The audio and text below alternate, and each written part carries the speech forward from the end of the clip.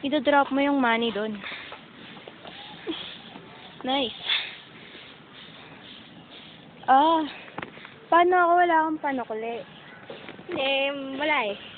Oh, buo yung pera ko eh, wala akong 20. Success, oh. Ito sa ano? Ortok green. May 20 ka. Pera. Wala akong pera dito. Bayaran.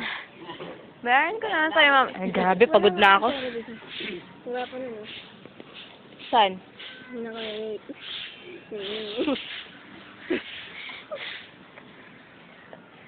Wala talaga akong 20. Paano yun?